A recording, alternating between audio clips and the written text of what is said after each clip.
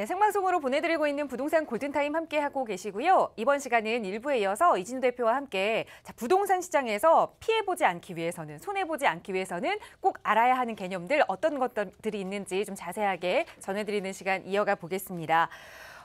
토지 투자에서 유난히 다른 부동산 투자에 비해 흔히들 말했다든지 당했다라는 좀 피해를 보는 사회가 좀 많이 있는 것 같습니다. 그만큼 좀 공부해야 할 부분들, 챙겨봐야 할 정보들이 좀 많기 때문이 아닐까 싶은데요. 그래서 어떤 개념들을 좀 챙겨봐야 하는지 오늘 그 기초부터 좀 말씀 나눠보려고 합니다. 먼저 가장 많이 듣게 되는 이야기가 이 지목과 용도 지역 이야기가 아닐까 싶어요. 이 부분 좀 자세하게 먼저 전해주실까요? 네, 바로 이어서 하겠습니다. 2부 시작 제목은 알면서 속고 몰라서 당연히 속는 부동산 진실이라고 했고요. 우리 MC께서 당한다는 표현을 쓰셨는데 그 당한다는 표현은 잘못됐습니다. 본인이 아까도 얘기한 것처럼 그 우리 민법에 유명한 말이 있지 않습니까? 권리 위에 잠자고 있는 자 절대 법이 보호해주지 않습니다. 본인이 한 번만 더 가보고 본인이 한 번만 더 물어봤으면 될 거를 아는 사람이 또 투자자의 욕망을 자극하는 2천만 원에서 2억을 먹을 수 있다는 말에 본인들이 그냥 넣으신 거잖아요. 안 가보시고. 뭐 저질러진 건 할 수 없고요. 앞으로는 그런 투자하지 마십시오. 세상에 공짜 점심 없다고 유명한 워렌 버핏이 얘기했나요? 하여튼 공짜 점심 없습니다. 절대 없습니다. 자, 시작해 보겠습니다. 아까 MC께서 얘기하신 지목과 용도 지역. 지목 그 땅에 용도 지역이 뭔데요? 이렇게 물으면 얘 대지예요. 대지 제일 좋대요. 이런 분이 많으세요. 지목은 제가 저희 아버지가 이씨니까 제가 이씨인 것처럼 땅의 모양, 용도에 따라서 법으로 정해놓은 그 땅의 이름이 있어요. 대한민국에는 28가지 이름이 있는데 그 중에 하나가 대입니다. 대. 그냥 대입니다. 대. 그냥 지목이 하나일 뿐입니다. 가장 좋은 게 아니고요. 좋은 거는 바로 어떤 비용이나 절차 없이, 그러니까 비용 없이 집을 지을 수 있다는 게 제일 장점이죠. 그런데 일반적으로 대지 가격은 가장 높죠. 그래서 대지나 여타 지목을 비교했을 때 그 돈을 들였을 때 가격 비교를 했을 때 선택을 하시면 되는 거지. 딴 지목은 안 되는데 대지는 된다. 그건 절대 아닙니다. 용도 지역으로 가능합니다. 대한민국의 용도 지역은 빨리 적어볼게요. 도시지역, 관리지역, 농림지역, 자연환경, 보전지역. 이렇게 4가지 용도지역이에요. 우리 나이 드신 분들은 준도시, 준농림 이런 얘기 많이 하시죠? 그 2002년까지는 그런 용도지역이 있었어요. 근데 2003년 국토계획 및 이용에 관한 법률이 나면서 선계획 후 개발을 위해서 관리지역이라는 이름을 묶어놨고요. 관리지역은 다시 보전관리, 생산관리, 계획관리 이런 식으로 나눠놨는데 어쨌든 대한민국의 용도지역은 도시지역, 관리지역, 농림지역, 자연환경 보전지역이다. 지목이 되어도 농림지역에 대는 일반인이 주택을 질 수 없다. 농업진흥구역의 대지 같은 경우에는 일반인은 주택을 지을 수 없다. 일반 주택은 대지지만 자연환경 보전지역에서 주택이 있는 유주택자는 주택을 신축할 수 없다. 이거는 기정사실입니다. 뭐 때문에? 용도지역 때문에요. 아이고 죄송합니다. 이 용도 지역에 의해서 결정되는 거지 대지기 때문에 되고 대지기 때문에 제일 좋고 이건 아니고요. 짧게 빨리 설명해 드릴게요. 대지가 좋은 이유는 농지나 산지 이런 것들은 비용이 들어가서 개발을 해서 지목 변경이 가능해요.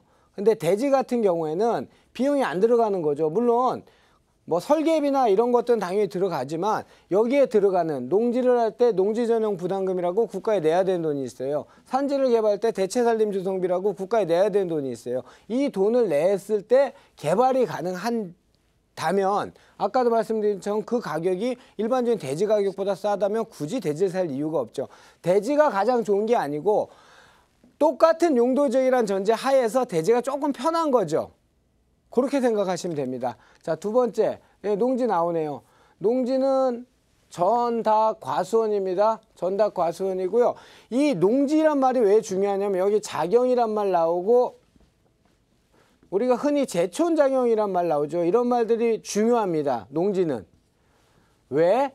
세금을 절세를 할 수 있기 때문에 중요합니다. 그래서 내 땅은 농지화라고 주장하는 이유가 바로 세금에서 어마어마한 돈이 절세가 됩니다. 하여튼 농지의 개념은 이거고요. 이 농지가 왜 농짐을 주장하는 이유는 바로 이겁니다. 그 대토감면이라는 게 있습니다. 농지를 뭐 여러 가지 제촌작용해서 내 지역, 이 지역은 내가 살고 있는 지역, 내가 살고 있는 옆에 지자체, 그 다음에 직선거리 30km 뭐 이런 것들이 있고요. 제촌작용을 4년 이상 했을 때 얼마를 감면해 준다? 1억까지 감면해 줘요. 근데 그 취득하는 농지의 조건이 있어요. 새로 취득하는 농지 면적이 옛날 농지 면적의 3분의 2 이상이 돼야 되고요. 가액으로는 2분의 1 이상이 돼야, 이것도 안 되면서 나 대토 감면 받으려고 샀다라는 거는 문제가 있다, 이렇게 판단한 거죠, 정부에서. 그래서 제촌작용 뭐 여러 가지 요건들이 있지만 일단 기본적으로 제촌작용했을 때 4년 이상을 제촌작용을 했다면 양도소득세에서 1억까지 감면해 줍니다. 5년간 1억까지 감면해 줘요. 그런데 여기 이제 굉장히 문제가 이때부터 발생합니다. 이게 이거 8년 작용 같이 보셔야 돼요. 여러분들이 그 네이버나 이런 데 쳐보세요. 그 8년 작용감 이런 걸 치시면 무조건 뭐 예전법 17년까지 정했던 뭐 3억까지다, 여러 가지 얘기들이 많아요. 그렇게 보시지 말고요. 제 얘기만 들으세요. 제촌작용을 했을 경우에 대토는 아까 4년이라 했죠. 여기에 이어서 4년을 더 지면 8년 작용이 되는 거예요. 8년 작용이 2017년까지는 2억 감면을 해줬는데 법이 바뀌어서 제촌작용 1억, 8년 작용 1억, 합의 5년간 2억 감면해 줍니다. 총합, 그러니까 대토 감면하고 제촌, 그러니까 나는 4년만 농사 졌으면 1억 감면 받으시는 거고요. 8년 작용을 어떤 분들은 예전에, 그러니까 법이 그래요. 모호해요. 100% 감면해 준다라고 나와요. 그러면 양도세 전액을 감면해 준 거라고 조금 착각을 하시는 경우가 있는데 다가 아니고요. 요 범위 내에서 대토 감면은 4년에 1억, 거기에 4년을 더해서 8년 작용을 하면 총 2억을 감면해 준다. 이렇게 보시면 될 것 같습니다. 자, 진실도 산에 집 지을 수 있습니까? 행위할 수 있습니까? 이런 아주 간단한 얘기도 저희가 세미나 때 질문을 드리면 한 3분의 1 정도는 지을 수 없다 얘기하세요. 지을 수 있습니다. 지을 수 있는데 거기에 경사도란 것도 고려해야 되고 수목 분포도란 것도 고려해야 되죠. 그래서 뭐 양평이나 가평은 평균 경사도가 25도, 평택 같은 경우에 12도, 그 다음에 안산 같은 경우에는 뭐 12도, 17도 이렇게 지자체마다 도시계획 조례로 경사도를 정해놨어요. 그건 우리는 몰라요. 눈앞에 보이는 야산이 경사도가 20도래. 야, 무슨 얘기야, 저기 동산 같은데. 그런데 그거는 우리가 보는 눈이 아니고요. 산림청에서 정한 표준 경사도 재는 방법이 있어요. 저희는 일반인은 알 수가 없어요. 그럼 어디 가면 된다? 각 지역 전문가 찾아가시면 돼요. 측량설계사무실이나 이런 데 가셔서 경사도가 얼마냐 물어보시면 지을 수 있고요. 산에 기획부동산이 가장 좋아하는 토지는 산입니다. 산, 보존 목적의 산지. 왜? 싸기 때문에. 싸서 비싸게, 극단적인 예를 들면 이렇게 표현할 수 있을 것 같습니다. 자, 산은 이런 정의가 있습니다. 이런 정의가 있고요. 중요한 거는 뭐 암석지, 소택지 이런 것들도 있고, 중요한 거는 요 밑에 겁니다. 산지는 딱 두 개로 나눠집니다. 보존산지와 준보존산지. 보존산지는 다시 공익용 산지와 임업용 산지. 이거 헷갈린 얘기 아니에요, 시청자님들. 아까 제가 토지이용 계획 확인서 있죠? 토지이용 계획 확인서 한 장만 띄면 이게 다 나와요. 산지 임야라고 딱 찍혀 있으면 그 밑에 칸에 타법령. 이거는 산지관리법이니까 국토기획법이 아니라 타법령이죠. 그 밑에 보면 공익용 산지다. 이러면 개발이 안 된다. 이렇게 생각하시면 돼요. 말 그대로 공익의 목적을 위해서만 이 산지를 사용할 수 있는 거고, 임업용 산지는 원래 목적은 임업 활동에 쓸 수 있는 산지지만, 임업 요거는 뭐 농장도 지을 수 있고, 길이 일정 요건을 갖추면 요양병원도 지을 수 있고, 굉장히 활용도가 그래도 많습니다. 그래서 공익용 산지가 나오면 무조건 사지 마라. 아까 농지 같은 경우에는 농업진흥구역의 농지를 사면 거의 개발을 할 수 없다. 절대는 없죠. 진흥구역의 농지나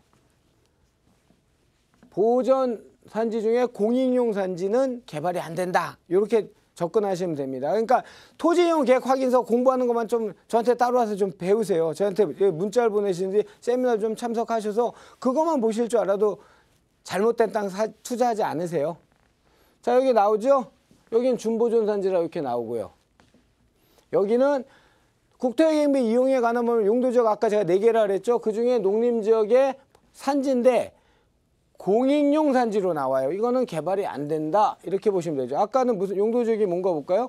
여기는 관리지역의 계획관리지역의 준보존산지다. 개발이 잘 된다. 길이 있다면 이렇게 보시면 됩니다. 그 공익용 산지는 아까 얘기하신 이거는 절대 개발이 안 된다 보시면 돼요. 공익용 산지는 그냥 그 농임업인 사는 주택 하나 정도 지을 수 있고 공익을 위한 시설만 할 수 있다 이렇게 보시면 됩니다. 자, 또 하나의 진실, 그린벨트 투자 전성시대. 제가 땅땅땅 시간에 했던 거죠. 아주 난리입니다. 그린벨트 때문에. 요거로 정리하겠습니다. 아까 제가 공부가 가장 중요하다 말씀드렸죠. 그린벨트는 향후 그린벨트 해제 예정지 아주 징그럽게 많습니다. 제가 이 상담하면서 본 사례 중에 70% 이상이 그린벨트 해제 예정지입니다. 예정지. 그러면 예를 들면 그거죠. 어떤 지역을 공공임대주택을 지었어. 발표를 했어. 그럼 이 땅, 이 전체는 전부 다 해제 예정지로 팔아먹는 거예요. 근데 이게 가능하겠습니까? 그냥 예를 들면 길이 붙어있는 지역이 요 지역이 굉장히 많은 사람이 유입돼서 또는 공장이 유입이 돼서 사람들이 많아져. 그래서 조금 더 키워야 되겠어 했을 때 일정 범위 내에 정도, 예를 들면 판교 제1테크노밸리가 있으면 제2, 제3이 생긴 것처럼 인근 지역들은 이건 가능하지만 이렇게 말도 안 되게 섹터를 잡아놓고 예를 들면 경기도 시흥에 지역지구가 한 4개 정도 되죠. 은계지구 그 지역 주변 전부 시흥시는 전체에 다 개발 예정지로 팔아먹어요. 이 팔아먹는다는 표현이 죄송합니다만은 그렇게 실제 토지 거래가 이루어지고 있습니다. 그래서 제가 아까 드리고 싶은 말씀이 이겁니다. 현재 공부 상태가 가장 중요하다. 그린벨트는 개발 제한 구역은 말 그대로 개발 제한 구역이다. 그런데 요게 또 중요해요. 요게 투자 상태 장기적 관점. 무슨 말이냐면 누가 봐도 이거는 정상적인 투자는 아니야. 제가 소유권을 샀다가 팔고 그러니까 지분 등기를 해야 되는 경우가 있어요. 그런데 내가 1억을 투자했는데 이게 주변 가격이 올라다 보니까 지분인 상태지만 이게 2억이 됐다?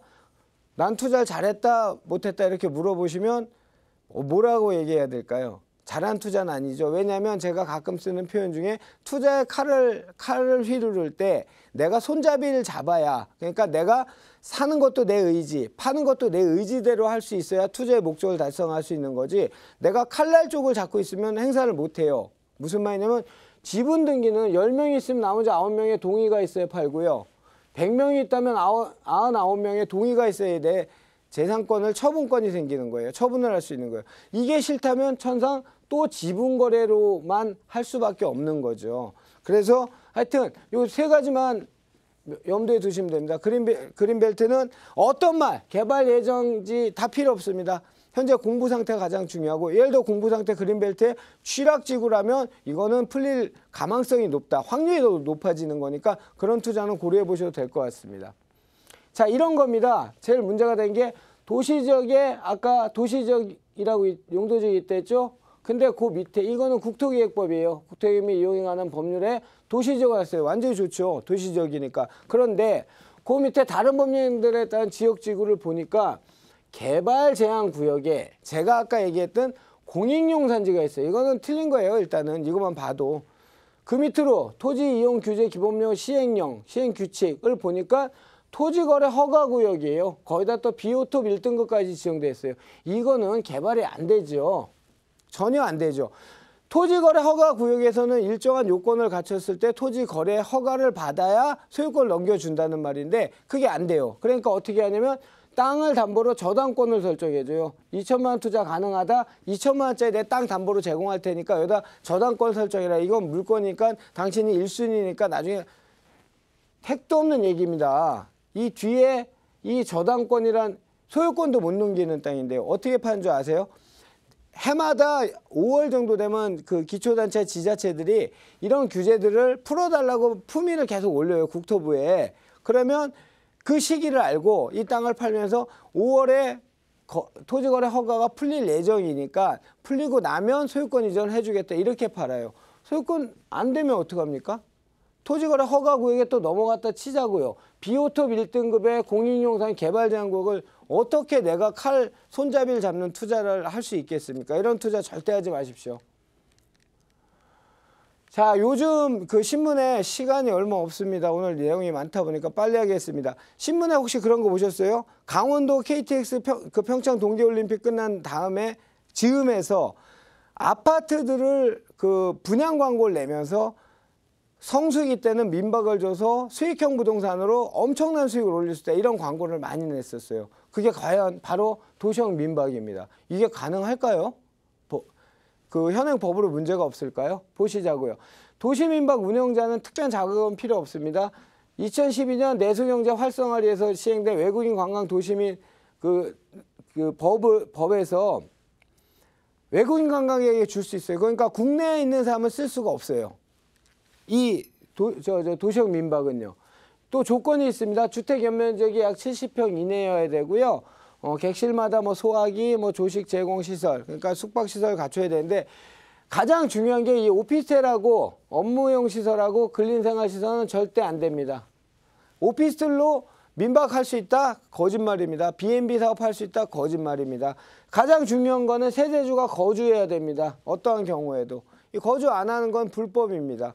그리고 단독주택, 다가구택, 아파트는 가능한데 아까 그 뉴스 기사 나왔던 사례에서는 왜 안 되냐면 그러면 내가 강원도에 그 아파트에 내려가 살면서 민박을 줘야 돼요. 그런데 마치 프리렌탈처럼 거기 혼자서 민박 그 펜션 예약하듯이 그렇게 가능하다고 수많은 분양업체들이 광고를 하고 하는 거는 잘못된 겁니다. 그런 거에 넘어가시면 안 됩니다. 하여튼 도시형 민박 사업은 세대주가 거주해야 되고요. 업무용 시설과 근린생활 시설 안 됩니다. 현행법에서. 그거 명심하시기 바랍니다. 그 다음에 우리가 흔히 말하는 펜션하는 그 농어촌 민박이 있죠. 그거는 농어촌 정비사업법에서 정하는 거고요. 그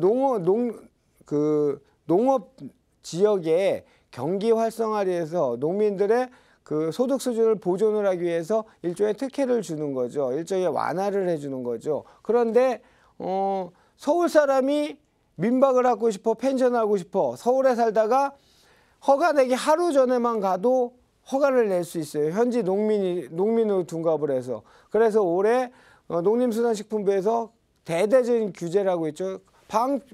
방임시켜놨다가 또 어떤 문제가 생겨갖고 지금 또 집중 단속을 하고 있습니다. 그래서 펜션을 했던 수많은 사람들이 범법자가 지금 되고 있는 현실입니다. 현재도. 자, 농어촌 이것도 마찬가지입니다. 농어촌 여기 나오죠. 기사 나온 거 지금 보여드리고 있습니다. 자, 요 기사는 1998년도예요. 아까 제가 말씀드린 미분양 아파트 불법 민박으로. 이때부터 불법이었어요. 98년이면 20년 전인가요? 20년 전에도 불법이었던 게 기사가 났던 거예요. 이 연합뉴에서 났던 기사고요.